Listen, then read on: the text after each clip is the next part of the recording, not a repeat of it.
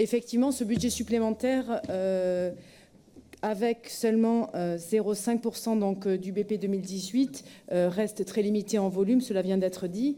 Deux petits points d'intervention. D'abord, concernant les 22 millions de recettes de fonctionnement qui sont à 68%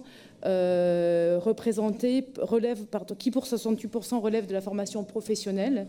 Ce n'est pas forcément une bonne nouvelle puisque ceci acte une trop faible consommation des crédits que nous avons alloués donc à notre plan de formation adopté et donc aux ambitions qu'il porte. Concernant l'investissement, je voudrais simplement dire un mot sur les 10 millions d'euros qui concernent donc la participation au Fonds d'investissement international Global Space Venture. Tout à l'heure, il a été évoqué le mauvais fonctionnement ou le fonctionnement insatisfaisant des commissions. Je dois souligner, Monsieur le Président, que nous avons été ravis en commission développement économique de pouvoir recevoir les porteurs de projets et qu'on puisse nous présenter en détail et sur le fond un dossier. Je crois que ça mérite d'être souligné parce que c'est la première fois que ça a lieu. Alors certes, beaucoup sont partis avant parce que nous sommes trop habitués à des commissions qui ne sont pas de véritables commissions, disons-le, mais là, je crois que c'est une initiative à souligner. Initiative qui nous a permis d'abord de comprendre la logique de ce fonds et comment elle s'inscrit dans la stratégie spatiale, actant le fait que nous n'avons pas d'autre choix si nous souhaitons peser que d'aller revoir et remettre en place une stratégie nouvelle sur le spatial. Donc ça, je crois que c'est quelque chose qui est acté.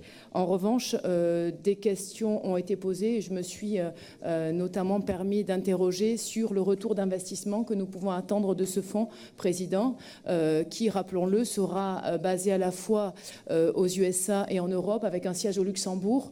Bon, là aussi, certains peut-être le critiqueront, mais je crois qu'il faut dans l'avenir que nous puissions, compte tenu du montant d'investissement et compte tenu peut-être du nombre d'entreprises qui pourraient bénéficier de ce fonds, il a été annoncé 10 à 15 start-up. Alors je sais que ça peut être beaucoup si ce sont des start-up qui deviennent demain des ETI, voire plus. Quoi qu'il en soit, ce qui nous a semblé aussi important, c'est de souligner que ce fonds d'investissement doit trouver cohérence dans la stratégie globale du spatial de notre région et que notamment avec ce qui est prévu aujourd'hui à l'ordre du jour en conventionnement avec Ariane Spatiale, trouver là aussi des liens et des ponts, ça nous semble essentiel. Merci. Sur ce BS, 2 autres interventions sont prévues, si vous le permettez, Monsieur le Président, de mes collègues. Très rapide.